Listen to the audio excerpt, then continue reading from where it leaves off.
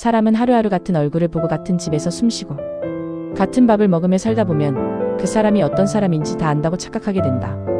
말하지 않아도 무슨 생각을 하는지 알 것 같고 표정 하나만 봐도 기분이 어떤지 느껴질 것 같고 등을 돌리고 누워있어도 숨소리만 들리면 오늘은 많이 피곤하구나 하고 넘기게 된다.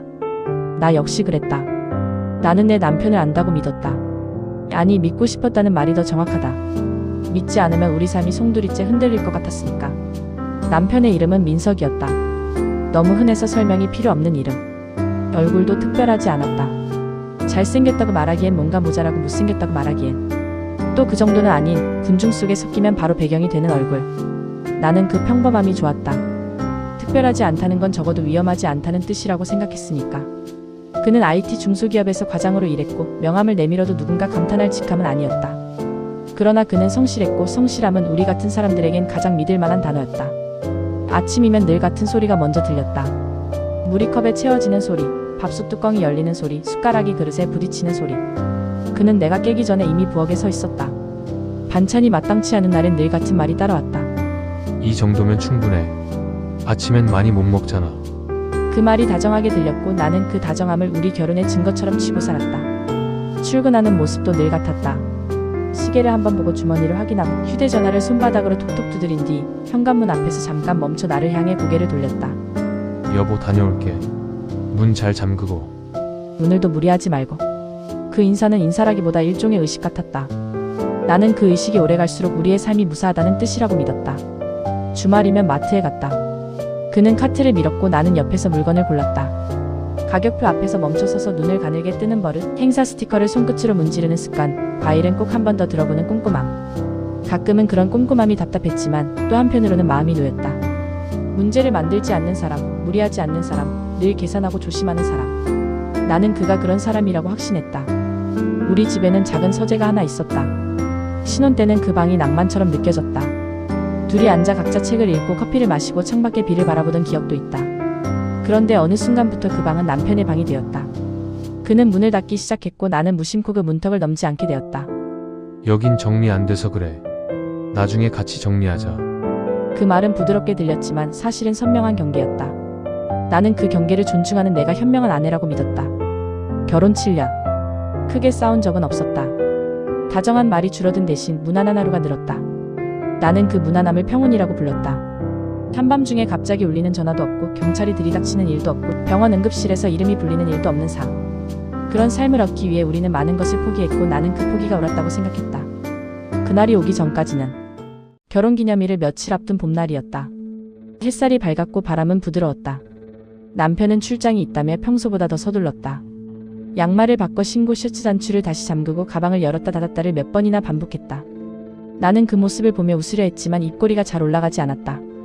이상한 예감이란 건 대체로 이유 없이 찾아와 가슴에 얇은 가시를 꽂는다. 현관에서 신발을 신던 그는 잠깐 멈췄다. 그리고 나를 보며 말했다. 여보, 오늘은 서재 건들지 마.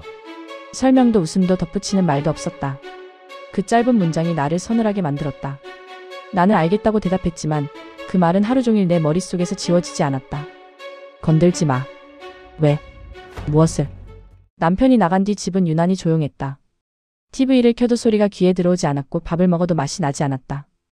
냉장고의 미세한 진동과 시계 초침 소리가 평소보다 크게 들렸다.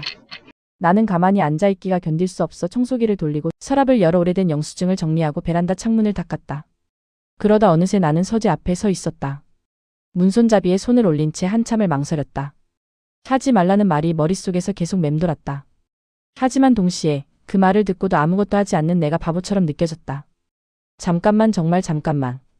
먼지만 닦고 나오면 된다. 아무것도 건드리지 않겠다. 스스로를 설득하는 말이 점점 간절해졌고 결국 나는 문을 열었다. 그 방은 늘 보던 모습이었다. 가지런한 서류, 바랜 책 등 오래된 키보드. 그런데 책장 깊숙한 곳에서 낡은 가방 하나가 툭 하고 바닥으로 떨어졌다. 소리는 크지 않았지만 내 심장은 요란하게 뛰었다. 가방은 오래된 가죽 가방이었다. 지퍼는 반쯤 열려 있었고 잠금 장치도 잠겨 있지 않았다. 마치 누군가 급히 닫다 만 것처럼. 나는 그 가방을 바라본 채 움직이지 못했다. 열지 말았어야 한다는 생각이 먼저 들었지만 이미 가방은 내 앞에 있었고 내 손은 스스로 움직이고 있었다. 지퍼를 완전히 열자 서류 대신 낯선 물건들이 보였다. 낡은 무전기 같은 기계, 숫자가 빼곡히 적힌 작은 수첩, 그리고 지갑. 무전기를 손에 들었을 때 금속의 차가움이 손바닥에 박혔다. 평범한 회사원이 왜 이런 걸 가지고 있지? 그 질문이 목구멍까지 올라왔지만 목소리는 나오지 않았다. 수첩을 펼치자 숫자들이 일정한 간격으로 줄을 맞춰 적혀 있었다. 아무 의미 없는 숫자 같았지만 이상하게도 정돈되어 있었다. 그리고 지갑을 열었을 때 나는 숨을 잃었다. 주민등록증이 3장 들어 있었다. 사진은 모두 남편의 얼굴이었다. 하지만 이름이 달랐고 생년월일도 달랐다. 그 순간 머릿속에서 무언가가 부서졌다. 내 남편의 얼굴이 내 남편의 이름이 아닌 다른 이름들로 나를 바라보고 있었다. 손끝이 얼어붙었다. 시야가 좁아지고 귀에서는 심장 소리만 울렸다. 나는 의자를 끌어당겨 앉았고 한참 동안 움직이지 못했다. 그날 밤 나는 한숨도 자지 못했다. 남편이 없는 침대는 낯설었고 천장은 유난히 높아 보였다. 눈을 감으면 가방이 떠올랐고 눈을 뜨면 남편의 얼굴이 겹쳐졌다. 그 얼굴이 더 이상 익숙하지 않았다. 평소엔 믿음직하던 그 눈이 그날 이후로는 무엇을 숨기는지 알 수 없는 구멍처럼 느껴졌다. 다음날 남편에게 전화를 걸어볼까 수십 번을 망설였다. 출장지라며 남긴 메시지에 답장을 할까? 그냥 아무 일 없었던 것처럼 굴까? 나는 내 안에서 두 사람이 싸우는 걸 느꼈다. 한 사람은 말한다. 왜야? 직장에서 무슨 보안 업무를 하나 보지. 또 다른 사람은 말한다. 그럼 왜 다른 주민등록증이 있어? 왜 3장이나? 왜 내 얼굴로? 남편은 이틀 뒤 돌아왔다. 아무 일도 없었다는 듯이 택배 상자를 들고 들어오며 웃었다. 여보 고생했지. 그 웃음이 너무 자연스러워서 내가 오히려 현실 감각을 잃는 기분이었다. 나는 그의 손을 보았다. 손톱 밑에 검은 때가 끼어 있었다. 평소엔 깔끔하던 사람이었다. 나는 괜히 그 손을 바라보다가 시선을 급히 거둬들였다. 작은 변화 하나가 내 심장을 건드렸다. 그날부터 나는 남편을 관찰하기 시작했다. 아내의 눈이 아니라 낯선 사람을 경계하는 눈으로. 남편은 매주 화요일 밤 11시가 되면 베란다로 나갔다. 담배를 피운다고 했다. 그런데 그 시간이 너무 정확했다. 10시 58분쯤이면 슬쩍 시계를 보고 11시가 되면 바로 일어섰다. 베란다에서 들리는 소리는 담배불 붙이는 소리만이 아니었다. 어디선가 들어본 듯한 기계음.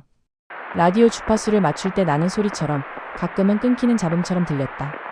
나는 그 소리를 듣는 순간 가방 속 무전기의 차가움이 다시 손바닥에 되살아나는 걸 느꼈다. 전화도 이상했다. 모르는 번호로 전화가 오면 그는 거실에서 받지 않았다. 늘 베란다로 나가 문을 닫고 짧게 통화했다. 통화가 끝나면 그는 종종 같은 말을 했다. 낚시터 예약했습니다. 그 말은 너무 평범해서 오히려 섬뜩했다. 누가 낚시터 예약을 매번 같은 문장으로 확인하나. 그 말 뒤에 숨은 것이 있다는 생각이 들었다. 나는 수첩에 숫자들을 옮겨 적었다. 처음에는 의미 없는 숫자 덩어리였다. 그러나 나는 지도를 펼쳐 하나씩 대입하기 시작했다. 이상하게도 숫자들은 어떤 규칙으로 묶여 있었고 몇 개는 좌표처럼 보였다. 내 손이 떨렸다. 숫자들이 가리키는 곳은 북한산 아래 아주 특정한 지점이었다. 등산로 입구에서 조금 벗어난 사람들이 잘 가지 않는 곳. 나는 그 지점을 바라보며 머리가 멍해졌다. 내가 상상하던 오해의 범위를 넘어섰다. 그때부터 나의 하루는 두 겹이 되었다. 겉으로는 평범한 아내였다. 밥을 차리고 세탁기를 돌리고 남편에게 수고했다고 말했다. 그러나 속으로는 매 순간 계산했다. 이 말은 해도 될까? 이 질문은 위험할까? 그는 지금 내 표정을 읽고 있을까? 나는 거울을 볼 때마다 내 얼굴이 낯설어졌다. 웃으면서도 눈에는 공포가 서려 있었고 밥을 먹으면서도 목구멍은 타들어갔다. 나는 남편의 말투도 다시 듣기 시작했다. 예전엔 서울말이라고만 생각했던 그의 말이 어느 순간부터 미묘하게 달라 보였다. 어떤 단어를 발음할 때 혀가 살짝 굳는 느낌, 그래라고 말할 때 끝음이 묘하게 올라가는 느낌. 정말 사소한 것들이었지만 의심이 커진 뒤에는 그 사소함이 칼날이 된다. 나는 한밤중에 그가 잠든 얼굴을 바라보며 생각했다. 이 얼굴은 누구의 얼굴인가? 내가 사랑한 건 이 얼굴인가? 아니면 이 얼굴 뒤에 숨은 누군가인가? 결정적인 순간은 어느 비오는 밤이었다. 남편이 베란다에서 돌아와 손을 씻는데 손목 안쪽에 작은 상처가 보였다. 마치 철사에 긁힌 것 같은 길고 얇은 상처였다. 나는 무심한 척 물었다. 어디 다쳤어? 그는 잠깐 멈췄다가 웃었다. 아, 회사에서 박스 옮기다가. 그 대답이 너무 빠르고 자연스러워서 오히려 이상했다. 나는 그때 알았다. 그는 준비된 대답을 가지고 있다. 언제든 어떤 질문에도. 나는 견딜 수 없었다. 그날 이후로는 내가 나를 더 이상 속일 수 없었다. 선택해야 했다. 모른 척하며 살아갈 것인가? 아니면 진실을 마주할 것인가? 진실을 마주한다는 건 우리의 결혼이 나의 지난 7년이 모래 위에 지어진 집일 수 있다는 걸 인정하는 일이었다. 며칠 뒤 남편이 또 출장을 간다고 말했다. 나는 고개를 끄덕이며 평소처럼 배웅했다. 여보, 잘 다녀와. 그 말을 하면서도 나는 입술이 얼어붙는 느낌을 받았다. 문이 닫히자마자 나는 숨을 크게 들이쉬었다. 그리고 서재로 들어갔다. 이번에는 망설이지 않았다. 이미 알고 있었기 때문이다. 그 가방이 어딘가에 있고 그 안에는 내가 보는 순간 삶이 바뀌는 것들이 있다는 걸. 가방은 책장 뒤쪽 아주 깊은 곳에 있었다. 마치 누가 더 숨기려고 밀어넣은 듯한 자리. 나는 가방을 꺼내 테이블 위에 놓았다. 손이 떨렸지만 이번에는 멈추지 않았다. 무전기를 꺼내 배터리 부분을 확인했고 수첩의 숫자들을 다시 정리했다. 주민등록증은 한 장씩 꺼내 빛에 비춰보았다. 종이의 질감, 인쇄의 미세한 흔적, 사진의 그림자. 가짜일까 진짜일까? 그 판단조차 내가 할 수 없다는 사실이 나를 더 절망하게 했다. 나는 휴대전화를 들고 검색창에 몇 글자를 입력했다가 지웠다. 간첩 신고라는 단어를 쓰는 순간 내가 어디까지 가게 될지 알 것 같았기 때문이다. 손가락이 화면 위에서 멈춰 있었다. 전화 한 통이면 모든 것이 끝날 수도 있고 시작될 수도 있었다. 그러나 나는 그 한 통이 너무 무서웠다. 남편을 믿었던 지난 7년이 부정당하는 게 무서웠고 내가 사랑이라고 불렀던 것들이 조롱이 되는 게 무서웠다. 무엇보다 남편이 이 사실을 알아챘을 때 내가 안전할지 알 수 없었다. 그날 밤 나는 이상한 꿈을 꾸었다. 남편이 내게 다정하게 웃으며 목걸이를 걸어주는데 목걸이가 목을 조여왔다. 숨을 쉬려고 발버둥치면 남편의 얼굴이 서서히 다른 사람의 얼굴로 바뀌었다. 나는 비명을 지르며 깼고 방 안은 새벽의 어둠으로 가득했다. 창밖에서 지나가는 차 소리가 멀리서 울렸다.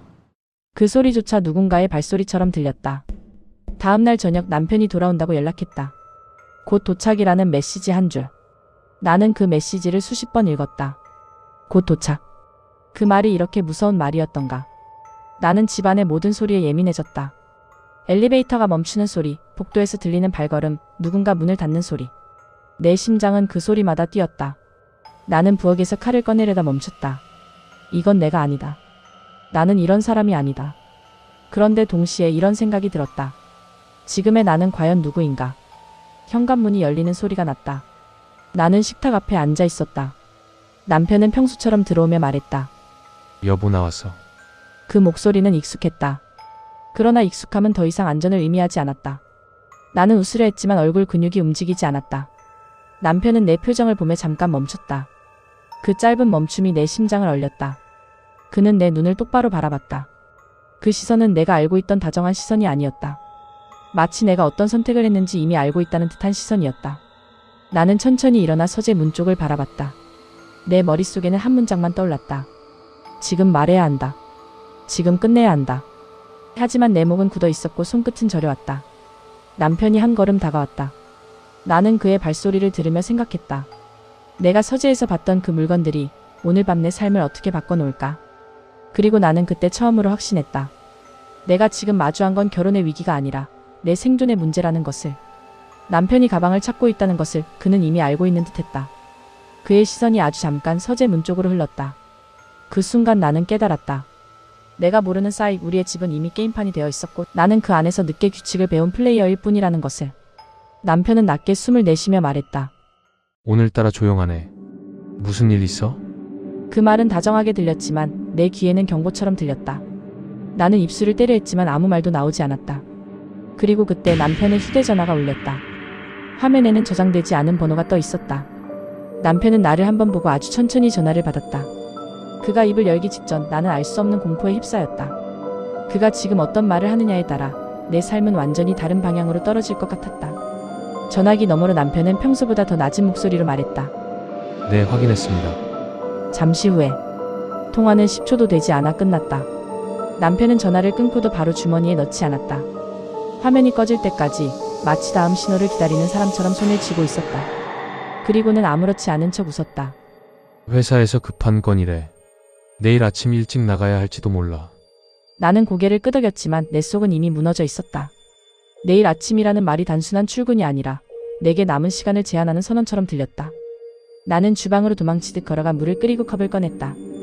아무 의미 없는 동작을 반복하면 마음이 진정될 것 같았지만 물이 끓는 소리마저 내 심장 박동과 겹쳐져 더 시끄럽게 들렸다. 남편은 소파에 앉아 뉴스를 틀었다. 화면 속 앵커가 또박또박 말했지만 나는 자막만 보게 됐다. 검거 수사 잠복. 평소 같았으면 스쳐 지나갔을 단어들이 내 앞에서 커졌다. 남편이 리모컨을 만지작거리며 말했다. 요즘 뉴스가 왜 이렇게 무섭냐? 나는 웃어야 할지 고개를 끄덕여야 할지 순간 판단이 서지 않았다. 겨우 입술을 움직여 대답했다. 그러게 요즘 세상이 좀 그렇지. 그는 잠시 화면을 보다가 나를 바라봤다. 여보, 진짜 무슨 일 있어? 오늘 얼굴이 이상해. 나는 본능적으로 가장 무난한 거짓말을 골랐다. 그냥 잠을 잘 못 잤어. 남편은 고개를 끄덕이며 내 어깨를 토닥였다. 그 토닥임이 다정함이 아니라 확인처럼 느껴졌다. 살아있나, 아직도 내 편인가. 그날 밤 우리는 같은 침대에 누웠지만 서로 너무 멀었다. 벽시계가 1시를 넘기고 2시를 넘겼다. 새벽 3시쯤 남편이 아주 조용히 일어나는 기척이 느껴졌다. 나는 숨을 죽였다. 그는 최대한 소리를 죽이며 거실로 나갔다. 잠시 후 거실 쪽에서 아주 미세한 금속 소리와 함께 치치하던 잡음이 들렸다. 나는 문틈으로 거실을 바라봤다. 베란다 쪽에서 희미한 빛이 새어나왔고 남편의 실루엣이 고개를 약간 숙인 채 서 있었다. 담배 피우는 자세가 아니었다. 누군가의 목소리를 기다리는 사람처럼 고요하게. 그 순간 내 안에서 무언가가 결정되었다. 더 이상 미루면 안 된다. 나는 휴대전화를 집어 검색창에 단어를 입력했다. 신고 간첩 국가정보. 화면에 글자가 찍히는 순간 손끝이 얼어붙었다. 그런데 그때 베란다 쪽의 잡음이 갑자기 끊겼다. 이어서 남편의 낮은 목소리가 들렸다. 네, 확인. 지금 정리합니다. 그리고 발걸음이 방 쪽으로 다가왔다. 나는 휴대전화를 꺼버리고 베개 밑에 숨겼다. 문이 열리고 남편이 들어왔다. 어둠 속에서 그의 눈이 빛나는 것만 같았다. 그는 침대 옆에 잠시 서 있었다. 그리고 아주 가까운 거리에서 낮은 목소리로 말했다. 여보. 한 번 더 말했다. 여보, 안 자지? 정답을 아는 사람이 던지는 질문이었다. 나는 끝내 눈을 떴다. 남편의 얼굴은 익숙한데 낯설었다. 그는 내 눈을 똑바로 바라보며 말했다. 서재에 들어갔지. 그 한 문장이 내 삶을 갈라놓았다. 나는 떨리는 목소리로 겨우 말했다. 그럼 그 가방은 뭐야? 그 수첩은, 그 주민등록증은? 남편의 표정이 아주 잠깐 굳었다. 그는 낮게 한숨을 내쉬었다. 당신이 본 건 보지 말아야 할 거였어. 하지만 이제는 달라. 당신도 알게 됐으니까. 그는 내 손목을 잡았다. 세게 잡지도 않았는데 나는 움직일 수 없었다. 그 손길이 사랑이 아니라 통제라는 걸 알았기 때문이다. 남편은 조용히 말했다. 선택해야 해. 오늘 밤 여기서. 그 말이 끝나자 멀리서 사이렌 소리가 들리는 듯 했다. 환청인지 현실인지 알 수 없었다. 다만 분명한 건 하나였다. 이제 나는 도망칠 수도 모른 척할 수도 없었다. 시간이 없다. 정말.